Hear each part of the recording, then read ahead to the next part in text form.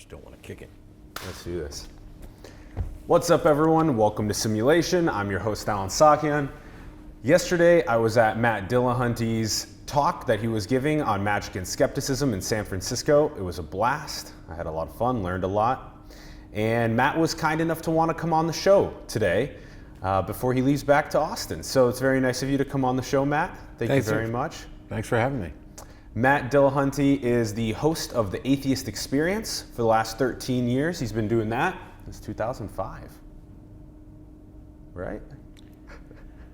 Yeah, I get confused sometimes whether it's been 13, 14, whatever. I think I took over as host at some point in 2005, so yeah.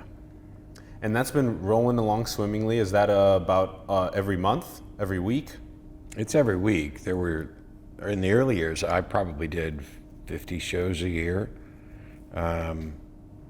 Lately, I'm not on as much. I'm traveling a lot more, and now at one point I was the only host and there were 5 co-hosts, and then we switched to having 2 hosts and 5 co-hosts, and now we have 3 hosts and 5 co-hosts. So, if I'm not around, there's somebody else who can do it and probably better, so. Interchangeable? I don't know that. I think they're more, different styles. Complementary, so that, it's not just all one note. Yeah. And also the president of the Atheist Community of Austin from 2006 to 2013. Yep.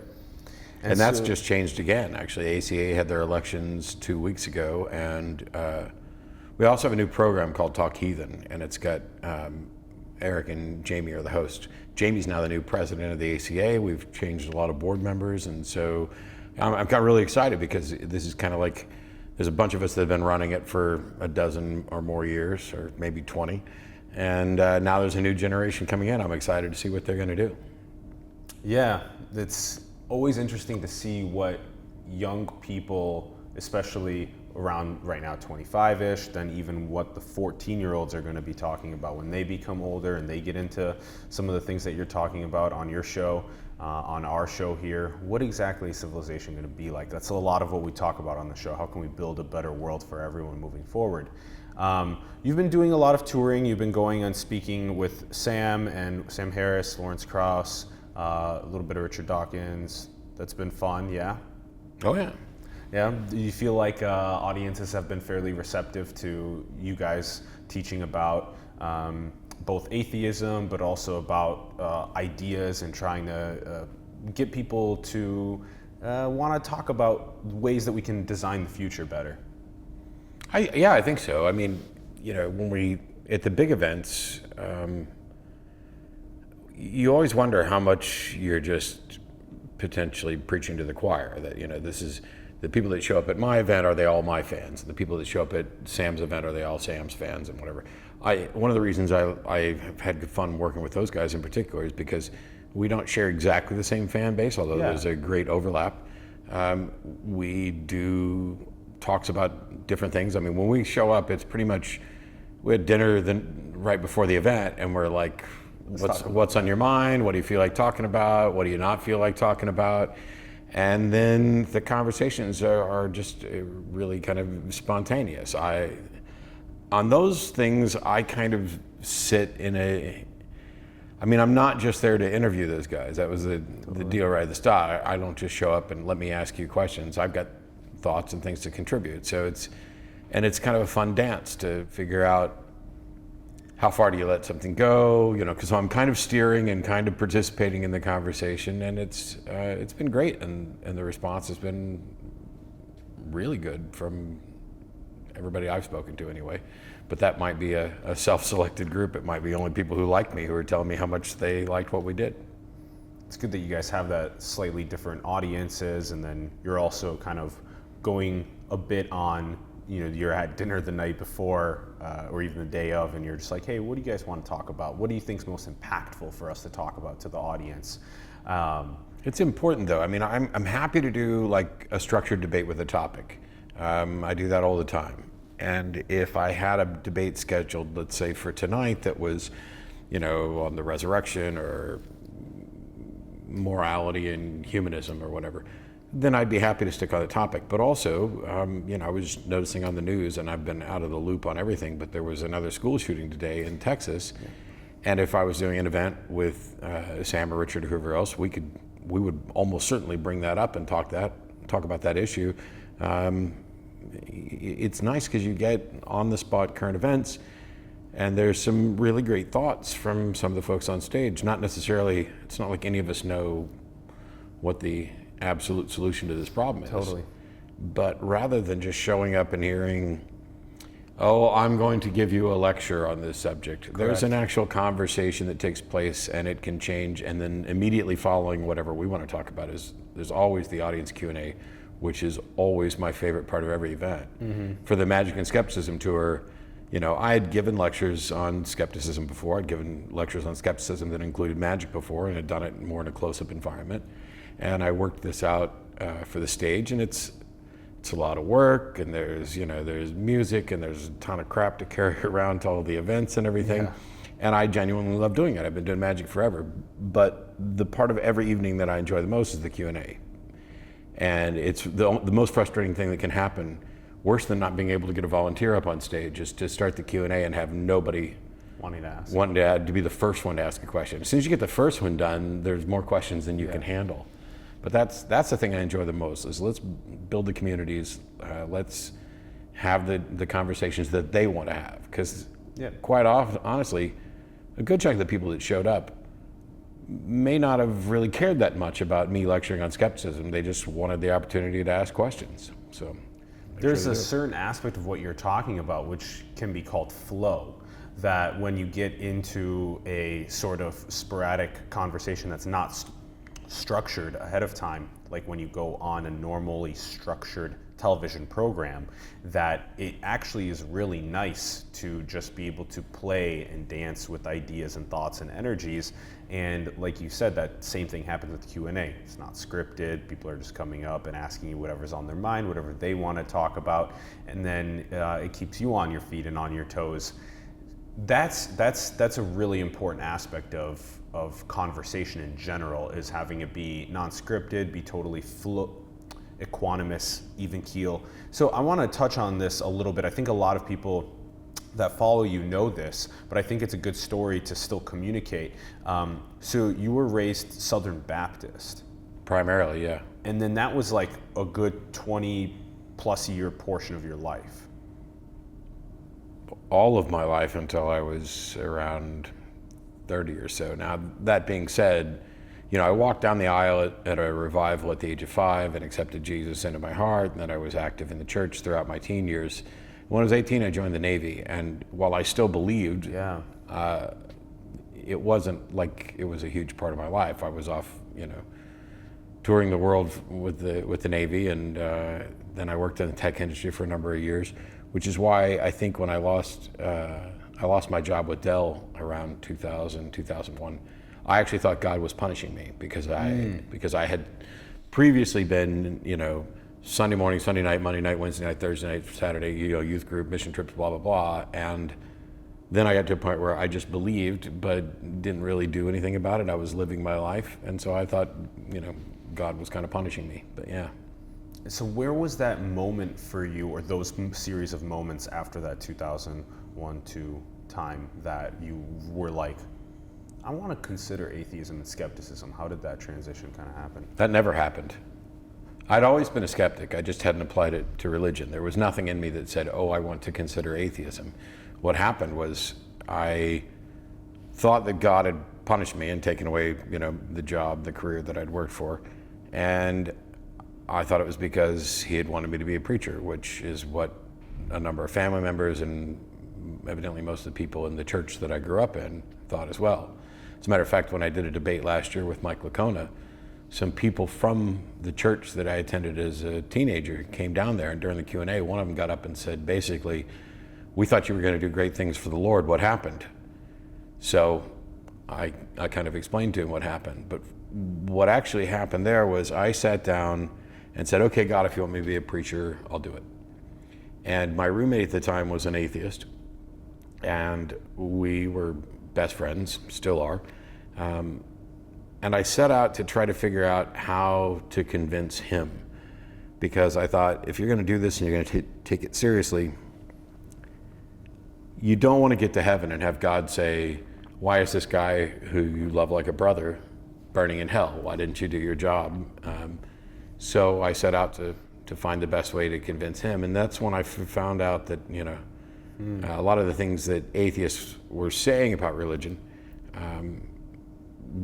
some were accurate, some weren't. You can find just some, like, if you go look for a list of like Bible contradictions, you'll find that most of them are not really that impressive, and certainly wouldn't have changed my mind.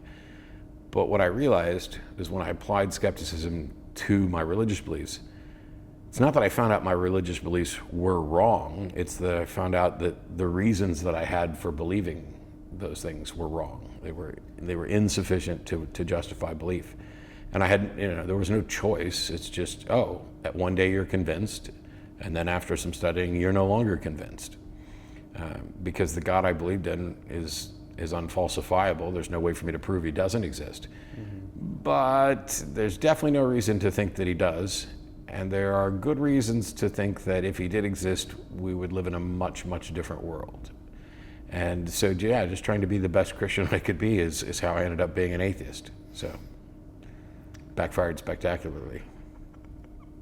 Okay, so then as you go through this this period of time when you're talking to your roommate and you're slowly starting to uncover these this transition within yourself more towards the understanding that maybe atheism is something that, and this idea of skepticism, something that I'm starting to apply to even my religious beliefs, and it's making more sense that I am now maybe a little more atheist myself. And so then that slowly came out, and then you saw yourself as the host of the Atheist Experience. Yeah, that was kind of weird.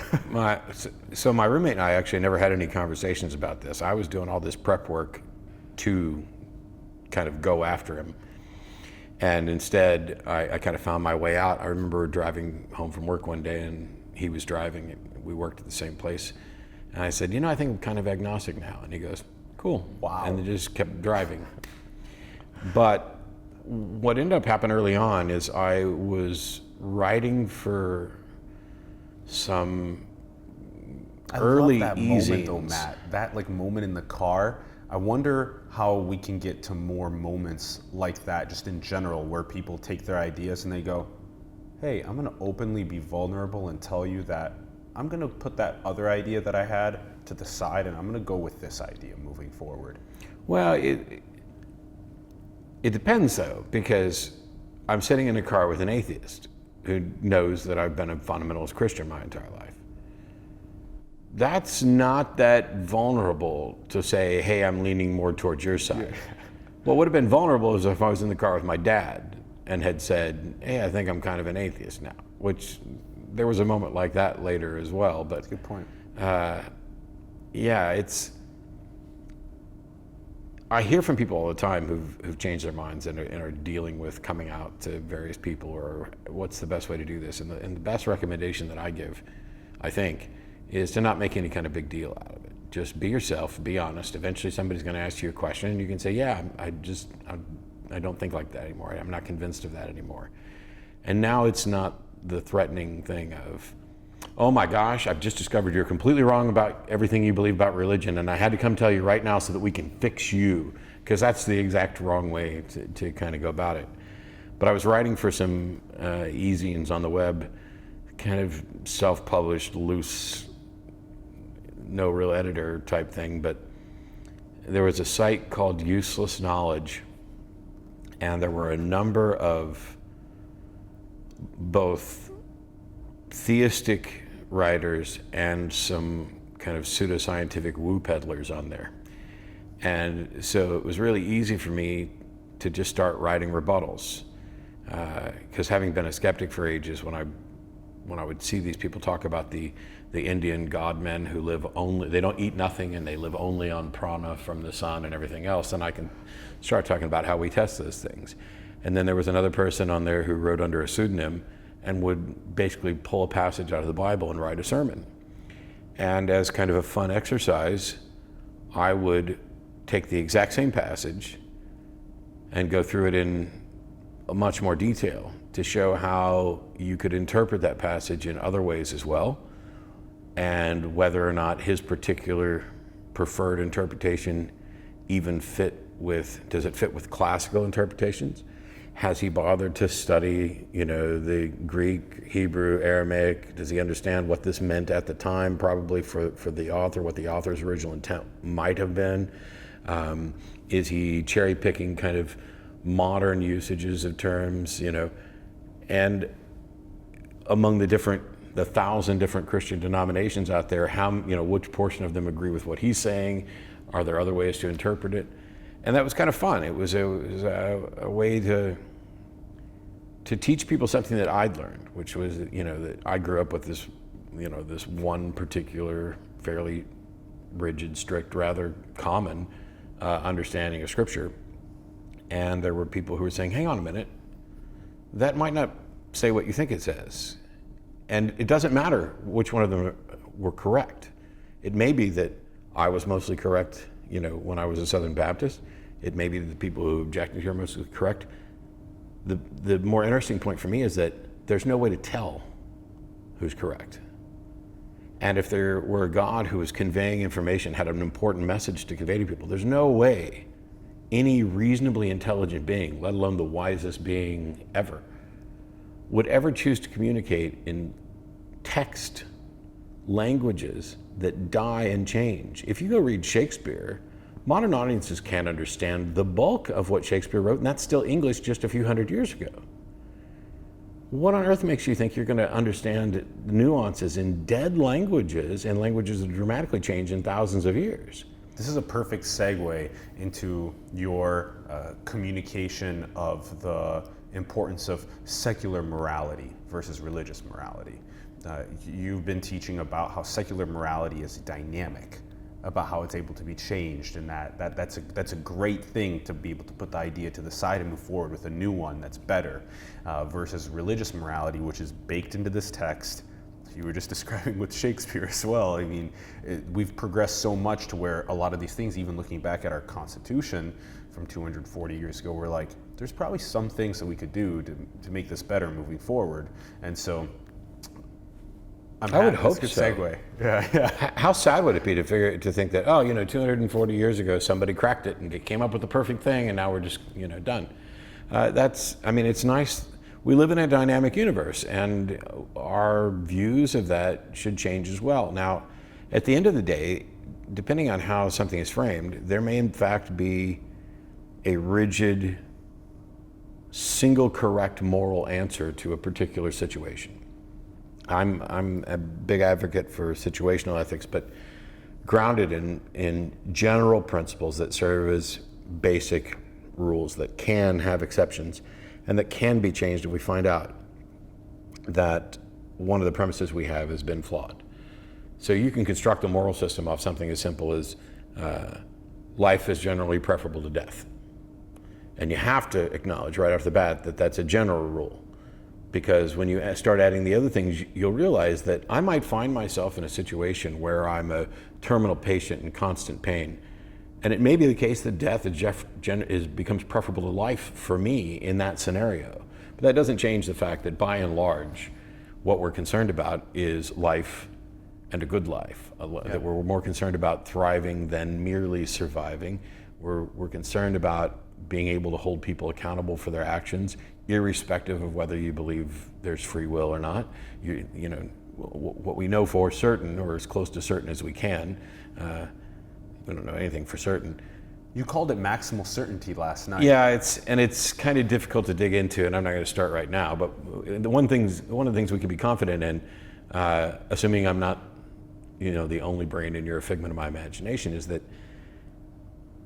you and I, no matter where we're different, are living beings, and it's in our best interest to continue living as much as possible. Yeah. It frustrates me when one of the more common responses or challenges is, why should we care about well-being? I mean, that's come up over and over again. And it's a legitimate question.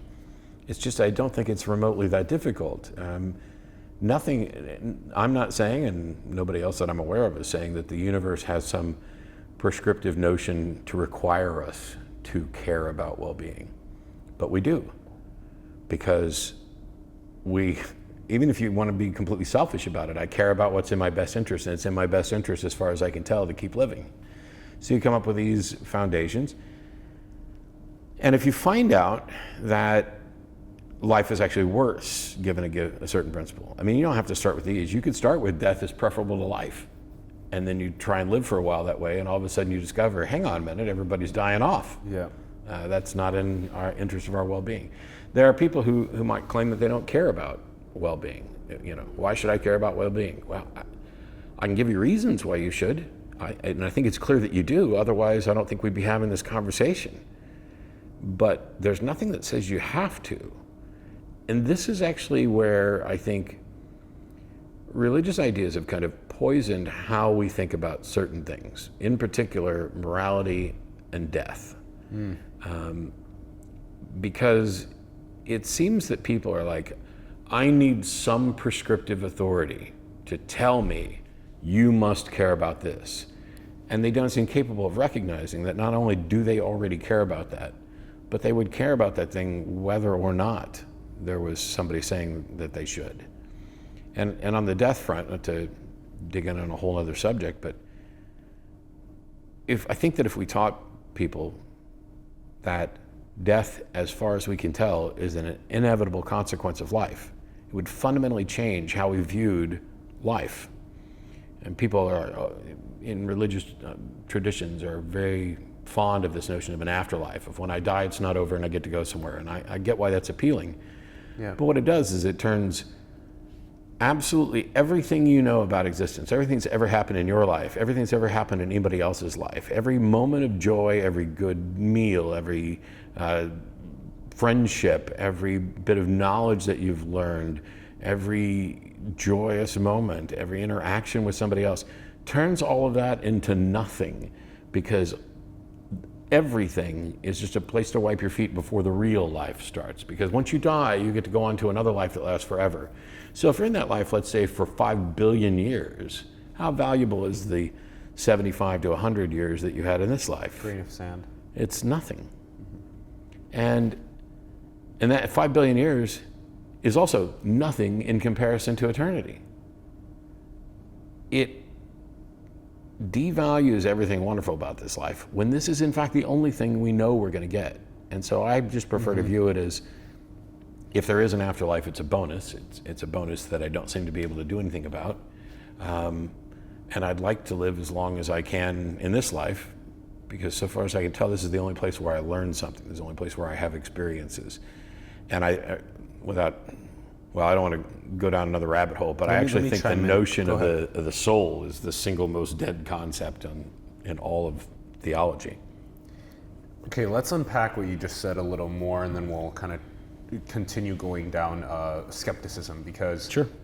right now we're talking about the sort of this both secular morality and the importance of being able to change your mind, and also be able to change as you get more data, be able to change what your belief systems are, as well as the notion of maybe skepticism around even or like maximal confidence with something. You were talking about maximal certainty last night. I thought that was really interesting. So with something like life being better than death, maximal certainty, we could call that almost always maximal certainty. And then if you're terminally ill on your deathbed and it's better to die, then that's the moment when death is better than life. So there's only I wouldn't put that. I actually wouldn't put that on par with maximal certainty. But the Earth orbiting the star, that would be maximal certainty. I'm not even sure that would qualify. What qualifies as maximal certainty then? Math. Okay. All of the things that people would normally say we could be absolutely certain about, I'm not convinced that you can have absolute certainty because of philosophical issues related to the problem of hard solipsism. Is the reality I experience the ultimate reality or whatever else? And so I used the to reason say, why math can't be absolute certainty is because of solipsism, which is only I exist because I know I exist and that's it. I can't actually prove that anybody else exists. And then the other potential simultaneous arguments are we could be the brain in a vat. This is not base reality. So because of that, the math is not an actual absolute certainty. That's why it's maximal certainty. No, I'm not convinced that you can have absolute certainty about anything. Because of the simulation and solipsism arguments? No. Because of why? Because everything about logical reasoning is founded on identity, non-contradiction, and excluded middle, that threefold foundation. But you can't prove those things are absolute and true, that they couldn't change somewhere else. It seems that they can't. It seems absurd to think they can't, but now you're using reasoning to affirm reasoning. And so, just in the sense of the model can't be complete in and of itself, you can't get to absolute certainty. But what you can do is get to maximal certainty, which is beginning with the laws of identity, non-contradiction, excluded middle. I can be maximally certain about those. And I can be maximally certain about anything that is deductively arrived from those foundations, which would be things like mathematics. As soon as you get outside of direct deductive arguments from the foundations of reason to a conclusion or an understanding, things like math, when you get to inference or inductive arguments, now all of a sudden you've decreased beyond even maximal certainty. You can be incredibly confident about it. But for me, it's not a big deal. An individual's expressed confidence level in an idea is largely irrelevant to me because we act in accordance with our beliefs no matter how confident we are about them. If I'm only 51% convinced that X is true, I'm still going to act as if X is true. Doesn't mean that I'm, if somebody expresses a confidence level, all they're doing is telling me they really, really, really believe it. But if all you need to do to inform your actions is just believe it, no matter how confident you are, then it's the beliefs that matter because that's what dictate what kind of actions you're going to take. Let's talk about this existential skepticism again, or this knowledge skepticism. I want to see if we can maybe pin it down with a foundational layer so that we can build on top of it. So because there's not a fully absolute certain understanding of existence, therefore we can't have an absolute certainty. No, because you cannot offer a foundation for reason. You can't be absolutely certain. Okay. Existence is irrelevant. Can't offer a foundation for reason. Okay, but mathematics gets us close to that foundation for reason. No, mathematics is derived from the foundations of reason. Okay. All right. So, I feel like I'm understanding it a little bit better, and I'll definitely end up learning more about this and practicing these principles more. That the foundation of reason, there is no absolute certainty for foundation of reason. Therefore, there's no absolute certainties. Yes, because the conclusions you draw from your toolkit cannot be more accurate than the toolkit can be. So like if I have a yardstick, that's not a yardstick, that's a ruler. Yeah. And it's divided up into 1/16 of an inch, I can never be more accurate in any measurement that I make from that than a 1/16 of an inch.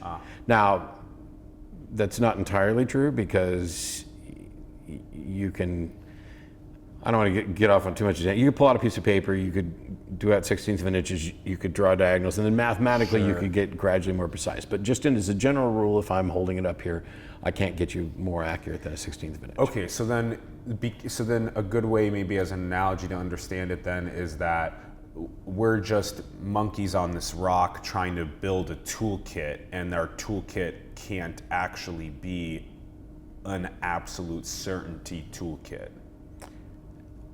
Yeah, except that it's not that reason is something that we've invented. It's something that we've kind of discovered.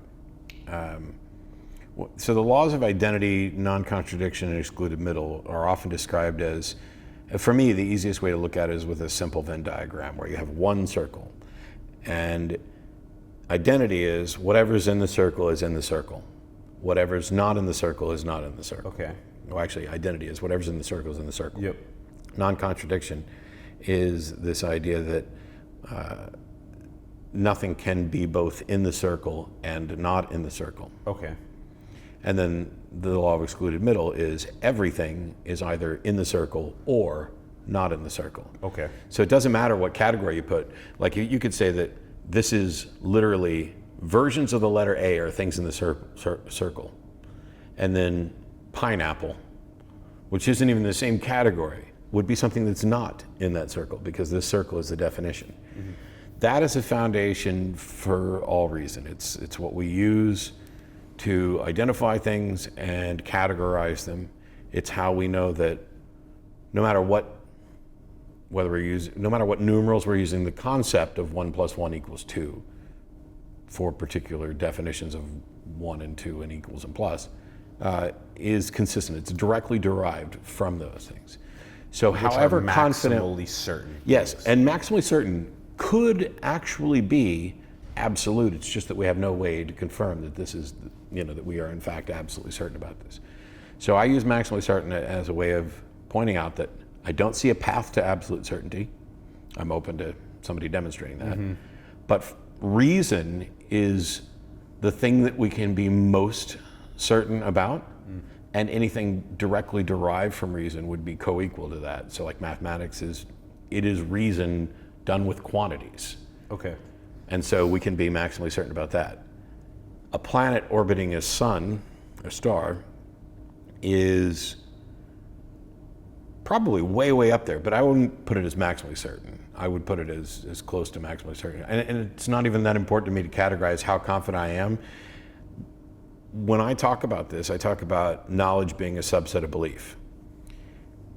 Here's all the things I believe, and some subset of those things I claim to know. And this is where we get into epistemology. How do you know what you know? What qualifies as knowledge? Is it justified true belief? Is it, Yep. But at the end of the day, for me, the beliefs are what matters because that's why we act. And if you put something in this knowledge category, my definition of knowledge in this sense is a belief that is held to such a high degree of confidence, it would be worldview altering to discover that it was wrong. So it would be fundamentally worldview altering for me to discover that we are not on a planet that orbits the sun. Yep. But I wouldn't say I'm maximally certain. Maximally certain is kind of it's a way of pointing out that there are things that we may or may not be absolutely certain of, even though we can't demonstrate the path to certainty. So, okay, this is a good segue into the next area of topic of conversation, because the idea of building a society or designing the future of society based on some sort of maximal certainties seems to be a good idea. Well, the types of things we could be maximally certain about, from what I'm talking about, I don't know how you'd build a society on math.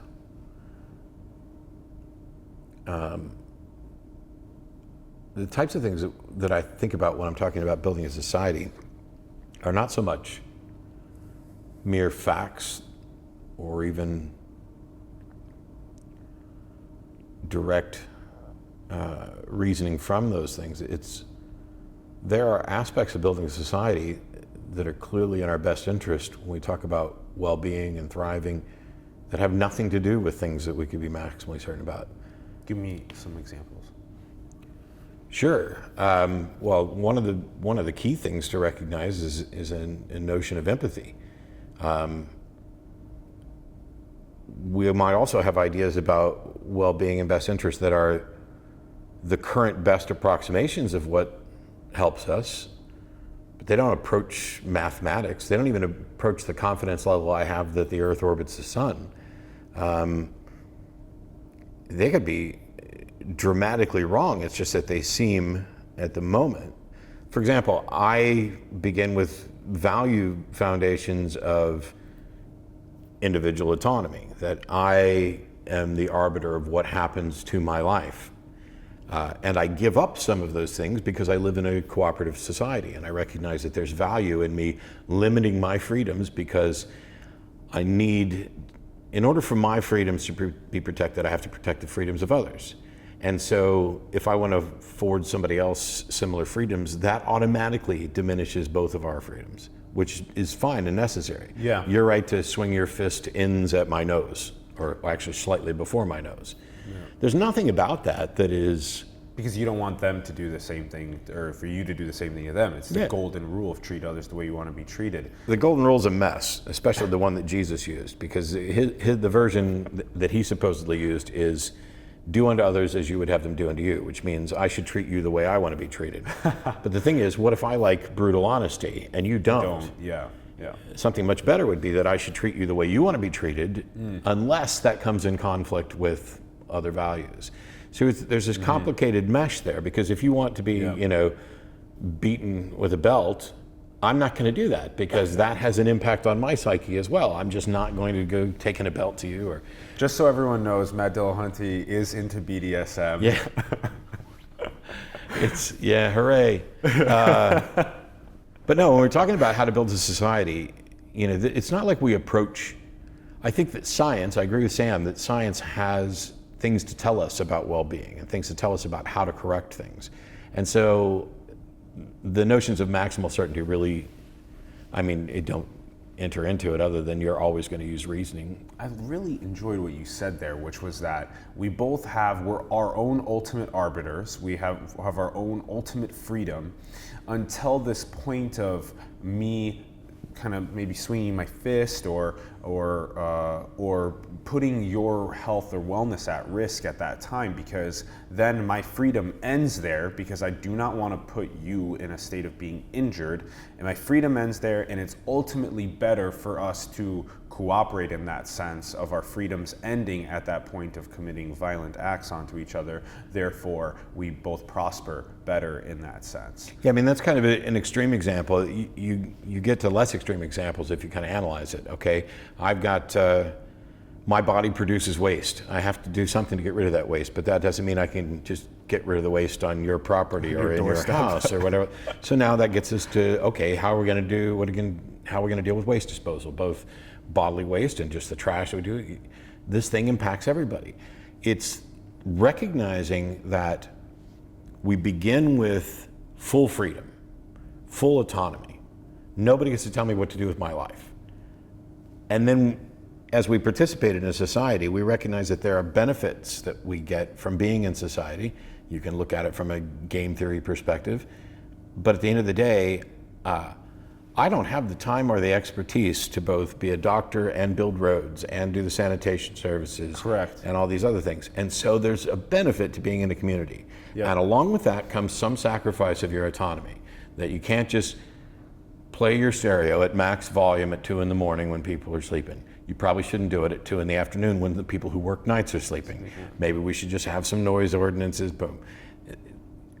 There are complex issues of, okay, we're all here. How much do I owe the other people in society? How much of my money? I get into arguments all the time with people on the extreme libertarian side who want to say that taxation is theft. Taxation is theft. It's violent theft because they're threatening to lock me up. And I understand what they're saying. But you don't want to go pave your own roads, do you? You don't want to. Well, the libertarian notion doesn't work. Police officer to privately. You'd like those things to continue being a public good. Yeah, but also this is a lot. I find within some of the notions of libertarianism, the foundational thing is basically, I got mine, screw you if you can't get yours. And I understand that, but I don't think it benefits and builds society. I don't think the free market system is going to take care of everything. I don't think it's going to take care of charity. I don't think it's going to take care of the aged or the infirm or any of these other things. I'm, despite however many people might object, I'm a fan of socialized medicine, but I'm not a fan of socializing everything. Yeah. You said empathy was one of these values that you had that Yeah. drove your desire to build a better world. And I totally agree with that. And a lot of people that watch our program do believe that looking out for our fellow man and woman in that sense actually ends up building a better world together, because we're building a stronger, tighter social fabric that people can be raised up into. And a lot of kind of what is being discussed right now with this whole like pick yourself up and go forth into the world. There's a little bit of that's very true. It's important to do that, but at the same time, just look at the zip code literature. There are certain places where it is much more difficult to pick yourself up and go and forth into the world. So There's also a cycle that can occur where you can get to a point where, like, I could be so despondent and out of touch that it is actually impossible. There's no action I could take that could ever lift myself up. But you could take an action that could get me back up to the point where I could take off from there. yeah, There is an aspect of empathy to all of this, but I've also pointed out, and I think it's fair, you can build a robust moral fabric that builds a strong society and have it based only in selfishness. Because let's say all I care about is me. I still have to share space with you. So it's in my best interest to make sure that if I want to keep my stuff, I encourage a society that doesn't allow stuff to be stolen. Yeah. Or discourages that. That if I'd rather not be stabbed or murdered, that I work to build a society that protects it. You can do it all for you. I would like to be as wealthy as possible. One of the most important concepts, and I'm saying that as a possibility, I really don't care that much about how wealthy I am, but one of the most important concepts people can grasp apart from, you know, some of the foundations we've already talked about, is John Rawls' veil of ignorance. And that is, design the sort of society you want to live in, not knowing who you will be in that society. There's a number of different ways to portray it, but if you have 6 kids sitting around a birthday cake and you want things to be fair, then you give one of them a knife and they cut the cake knowing that they get to pick last. All of a sudden that cake gets divided a lot more fairly. yeah, And if you design a system not knowing who you're going to be, that helps remove the biases that we can't always remove, which is, okay, do we allow slavery in our society?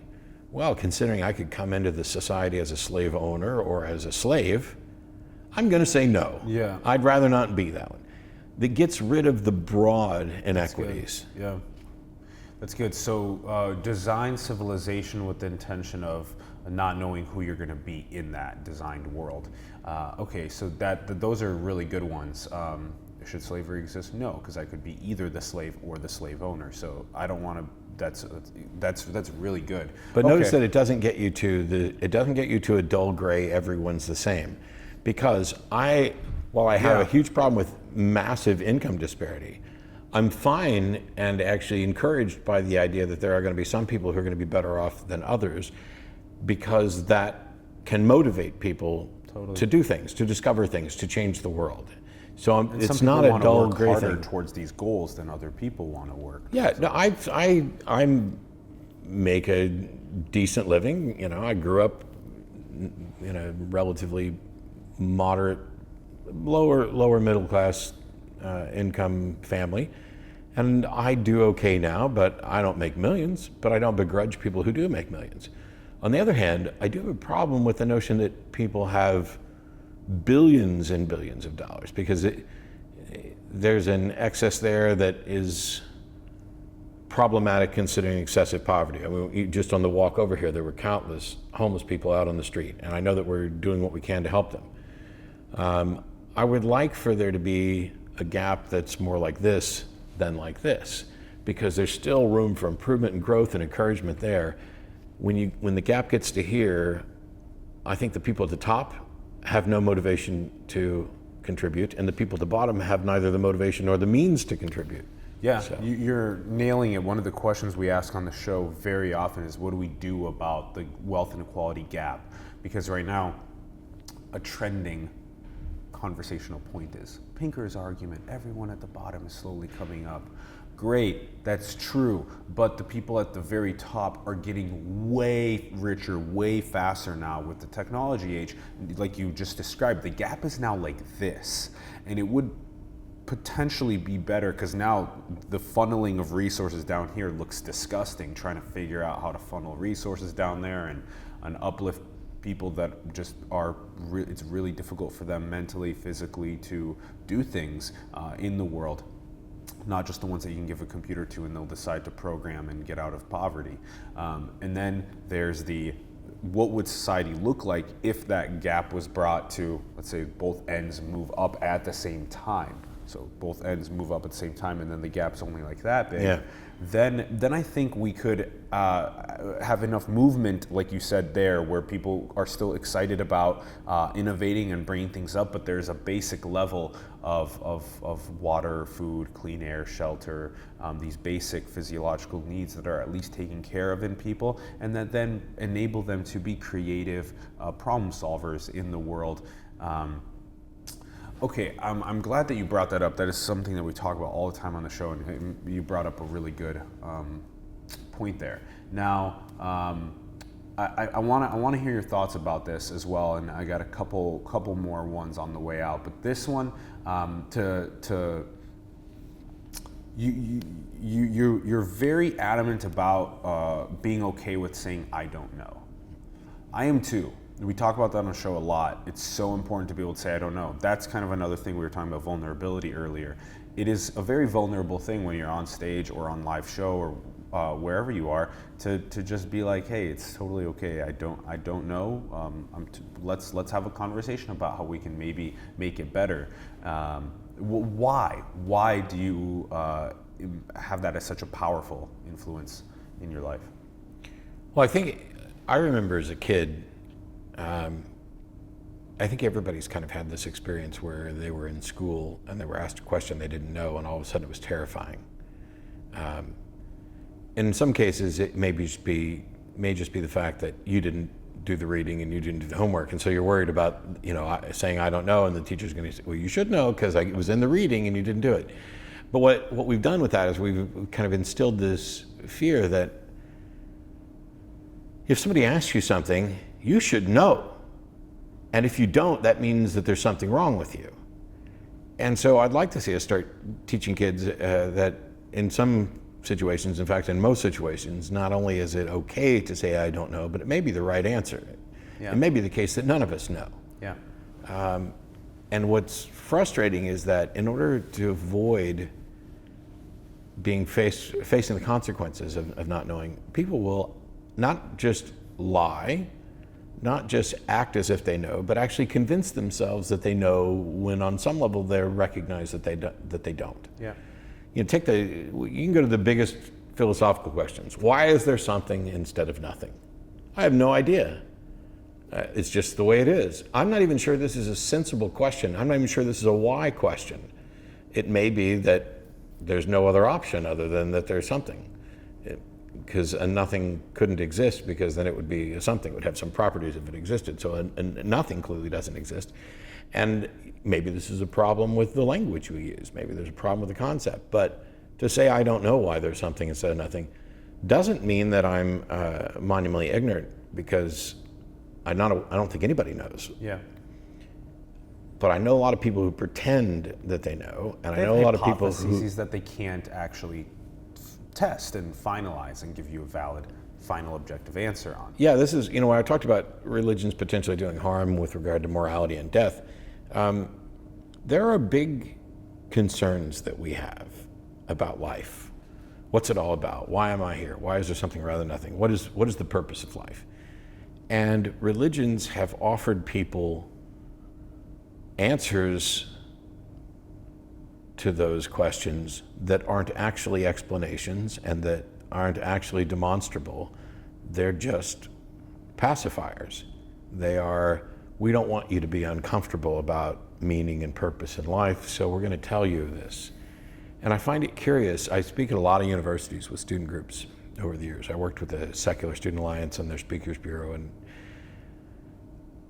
I have yet to meet a student. I'm sure there's one out there. I don't. Hyperbole Will Destroy the World was a talk I gave that I love the title of, and I try not to exaggerate, but I don't think I've ever met a student who would genuinely be happy if either their parents or the government told them what their career was going to be. Oh yeah. You know, you go to university, you may not necessarily know yourself, but if somebody just said, you're going to be a doctor, you're going to be a janitor, you're going to be this, you're going to be that, and here's your path. And you have to do it, you're forced to do it. People would revolt. They would. Yep. There is nothing about that seems appealing to the overwhelming majority of people, because they want to be the masters of their own destiny, even if they don't have the first clue what that destiny is. Yeah. And yet, when we talk about the bigger issue of what's the meaning and purpose to life, they seem incredibly happy with the notion that there is some being who already knows your destiny and is giving you that. Yeah. So in a situation where we would revolt in any other circumstance, there are people who are happy with it. And I think it has to do with it being in slightly different categories. You know you're going to have some kind of job, some kind of future in the world, and you aren't sure what it is. You're not necessarily sure what your skill set is, or what you're passionate about, or what's likely to give you a sustainable life, the sort of income where you can, have a place and a family and the things that you feel like you're supposed to do. But you know it's going to happen. When we talk about this broader meaning and purpose of life, it's okay. It's understandable that people accept God has a meaning and purpose for your life, even if they don't actually say what it is. Because I think on some level we recognize that it's different from life. This isn't anything that you can have any sort of confidence about. It's just, oh, that's nice. God wants me to live a happy life, and he's got my back when things go wrong. Or the meaning and purpose of my life is to live a life that is as Christ-like as I can be, or to further the will of Allah. Because and meaning and purpose can change over time. It can be dynamic rather than static. But the religious ones don't. That's why we were talking about the importance of secular morality and just secular thought in general. Secular meaning, secular purpose. Okay. My life has whatever meaning and purpose I give it. Yep. So now as a fundamental building block for maximal certainty, this seems like a question I was trying to talk to you about a little bit last night. Is there the parent kind of making the decision to have a child and having a child into the world and birthing that child? It's all of society's responsibility to build a really strong society for that child, but also it's the direct responsibility of that parent, right, to have that child be find their meaning and purpose in life, but also of that child to find their own meaning and purpose. But it's a responsibility of that parent to provide that child with some sort of a foundational of play and understanding and care and love. Yeah, I mean, if you assume the responsibility of basic, so children aren't property. You are essentially a steward, and if you assume the responsibility of doing that, then you have a moral obligation to do the best you can to give them the tool set that they need to go on and live their life as adults and pass this on further. What's in that tool set? That's the question I was trying to get to.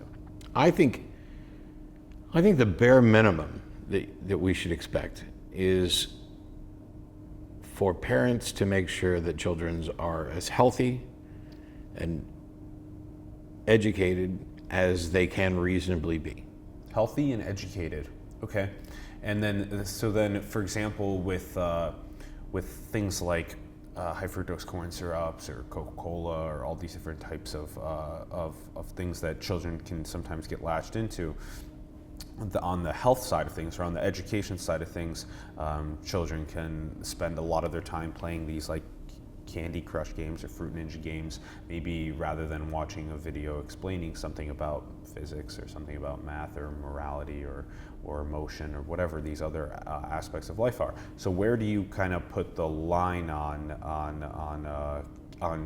kids having more access to healthier foods or having more access to educational content that's more meaningful or purposeful? Well, So when I say healthy, I'm talking about not just physical health, but mental health as well.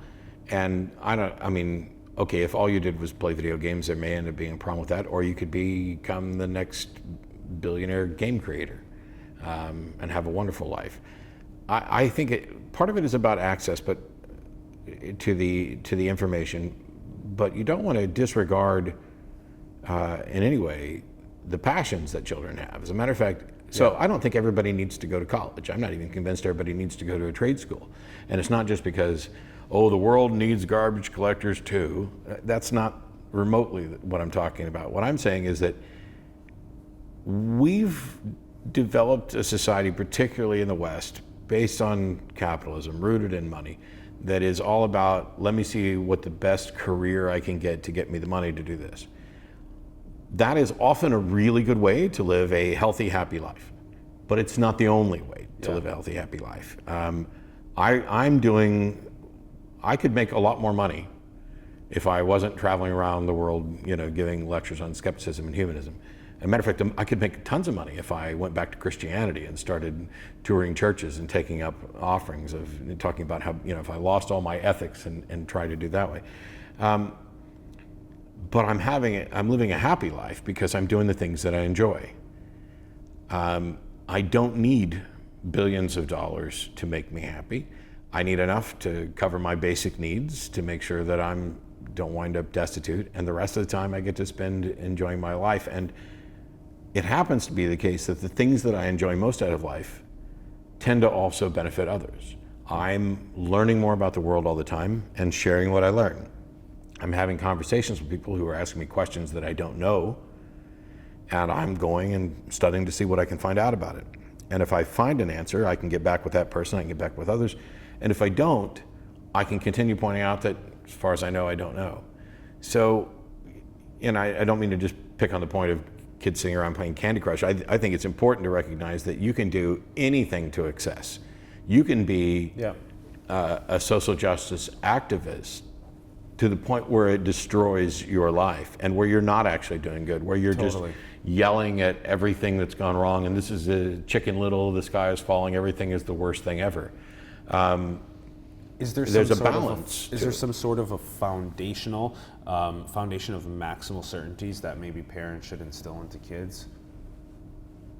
No, teaching them about reason and math and the things that we can be maximally certain about is important. Okay. Instilling in them, fostering empathy, fostering curiosity, the desire to discover and learn about the world. Those are great ones. Yeah, empathy, curiosity, reason. Yeah. Okay, that's good. That's good. All right, what are your thoughts about this? This kind of pairs together with the globalization, wealth inequality question.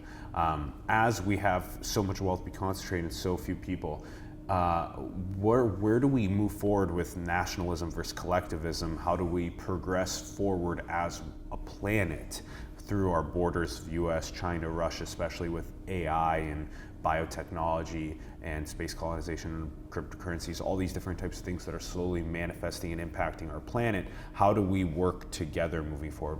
What are your thoughts about that? I have no idea.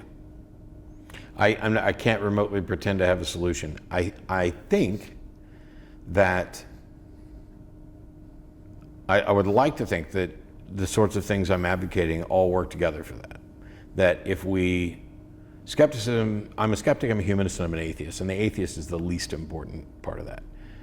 Skepticism is about how I go about determining the facts about reality. What is believable, what isn't. I know of nothing better than that for building a model of reality. Humanism is essentially the recognition that skepticism pairs together with epistemology quite well.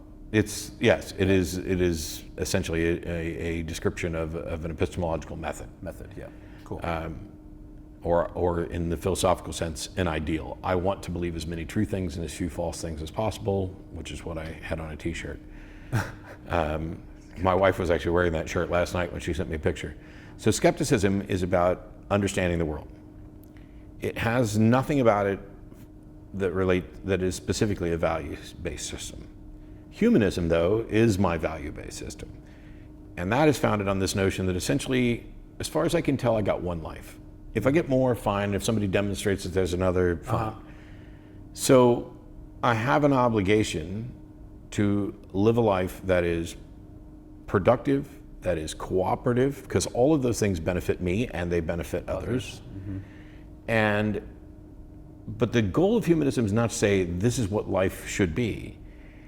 The goal of humanism essentially is to say, as far as we can tell, we're here on our own cooperating.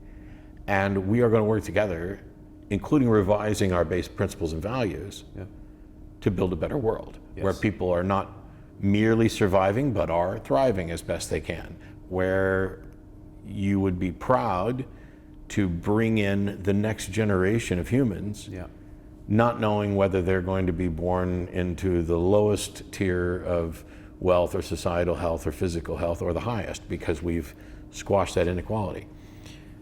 I don't know what the precise path is. I've acknowledged many times that there are some areas where I am woefully ignorant. I'm awful at economics and broader socio-political ideas. Not to get into like the Israeli-Palestinian conflict, but I'm not pro-Israel, which means I'm not anti-Israel. Basically, I don't know enough about it to even pretend like I know what a solution would be.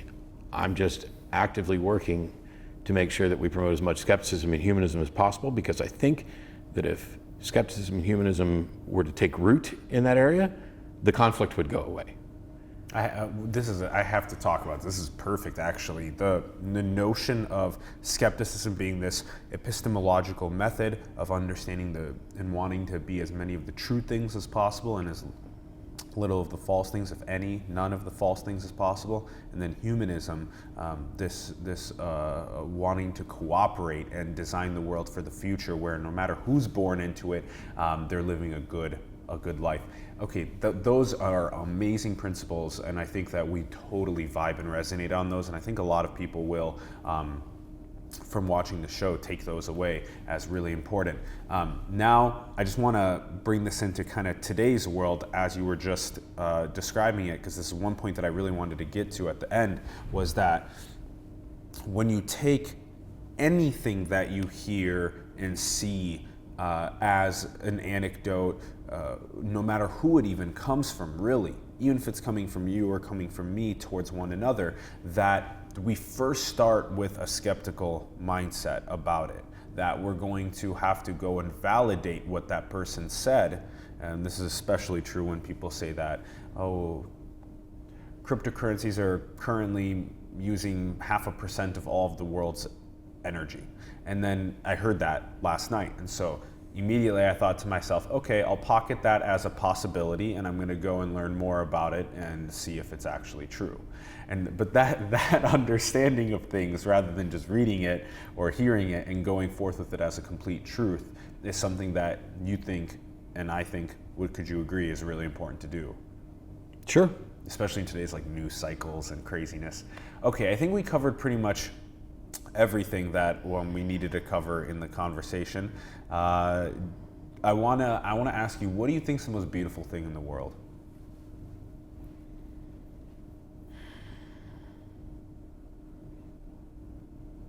Man, there's so many glib answers I'm tempted to give. I don't think there is a most beautiful thing. There are a number of things that I'm going to find more beautiful and more wonderful depending on the day and the mood and everything. Like laughter, I would want to put high up on the list. I love, I'm not a stand-up comedian, but I include a number of lines both in the shows and on, everywhere that get a laugh. And there's few things that feel better than somebody appreciating a clever bit of humor. But is it the laugh that I'm appreciating, or is it the sort of intelligence? Is that the thing that's actually beautiful? I don't find myself, I love art, but it's not like I'm often moved by art. Like I've been to a number of art museums on this tour, and actually the one piece of art that impacted me probably more than any other one had wasn't in an art museum. It was something that was for sale in a Black History museum and it was a painting by a gentleman, I've forgotten the name, I've got a picture of it, but it's called Stranger Fruit. And Strange Fruit was a song that essentially was lamenting lynchings of African Americans in the South. And they would be, the African Americans would be the strange fruit hanging from the tree. So it was this really kind of morbid political statement.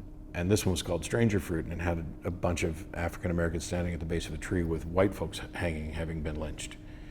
And I know that there are people who would see that, who would be like, oh my gosh, they're calling for the destruction. But it was a brilliant political statement about changing your perspective of the world and how certain things would impact you. It was no piece of art, I don't think I've ever viewed a piece of art that kind of hit harder than that. There are bits of music that are some of my favorite things ever. But I think all of those things, I think the laughter, I think the art and the music, all boil down to a particular notion of intelligence. And it's not about an IQ score, and it's not about how much you know. It is about the application of inquiry and creativeness that is essentially human, that is the foundation under all of those. And so I think I'd have to say that that's probably the most beautiful thing. Inquiry and creativity? Yeah. I really love asking people that question, especially your answer was great. Maybe give us a quick thought on what your, give us a Cliff Notes version of what are your current thoughts about like what's going on with the intellectual dark web? Yeah, I know all this intellectual dark web stuff came up while I was touring. I haven't read much about it, but I find it really kind of baffling. I'm definitely glad I didn't make the list, considering I know quite a few of the people on the list. To me, it doesn't make any sense. First of all, I don't think we need a label for this. I don't think it's a web thing or a dark web thing. This is kind of marketing, and it seems absurd for me to see Sam Harris and Ben Shapiro on the same list. The one thing that essentially we're talking about, the only thing I can find that all of those individuals seem to care about is protection of free speech and inquiry, and a real distrust of a portion of the left, that whether they're called regressive left or whatever else, that are without a doubt the Chicken Little reactionary overreact. So it's all hyperbole. My friend Seth has labeled them the outrage brigade, and that they engage in, oh my gosh, how did he phrase it? It was so recreational outrage. That they're more concerned about the outrage than they are the things they are outraged about. This doesn't apply to everybody on the left. It was kind of frustrating for me because Sam had an interaction with Ezra Klein where I think they were talking past each other. Yeah. Anybody who thinks that Sam's a racist, I can't see that. I also don't put him out with the right, but after that interaction, there was no charitable listening. He got frustrated, and he said that he's done with the left. I think that was a mistake, because like 2 days later, Ben Shapiro lumped him in with the alt-right and put him and Jordan Peterson and some others in the same bucket. I'm not done with the left. I'm way out on the left. I'm just not so far out on the left that I'm going to be hyperbolic about stuff. Yeah. I'm still going to be advocating for social justice issues. I'm still a free speech advocate. Mm-hmm. I was called a Nazi sympathizer because I suggested that it's not a good idea to run around punching people on the street for saying things that are awful. You can point out that they're awful. Yep. And you can sit down on stage with people you vehemently disagree with, yep, and get them to expose themselves, get them to expose the flaws in their thinking, and to have your flaws exposed. Yep. And I think that there's a fear from some that if they engaged in that, the hyperbolic flaws in their thinking would be exposed. Steel man conversation and reason. Yeah. Together. So I think the intellectual dark web thing, I think it'll probably go away pretty quickly, especially since the people that are in there don't really agree on all that much. I don't think that we need it as a label, but when I read the 2 articles that I read on it, I was just like, whatever. This is almost to the point, the same people that I kind of dismiss at the extremes of both the left and the right, I think they're doing the same thing. There's going to be an extreme center that I'm going to be able to dismiss as well, because there's not one thing that they're about. It's just, they're both objecting to these extremes. Yeah. So. I hope to be the glue, because I also am such an independent free thinker that I care a lot about trying to bring people together across the polarization that currently goes on. And I think that, I think people like you too can definitely help be that glue for everyone to move forward in a more, both self-actualizing way, but also a collectively actualizing way. If that's what happens, I mean, I only care about whether or not something's true, good, and useful.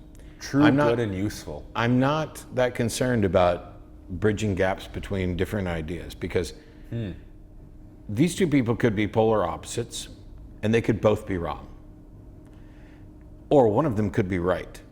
But the right could be in the middle. It could be. The right could be anywhere. The correct position or could be anywhere. on the Z plane completely away from them. Yeah.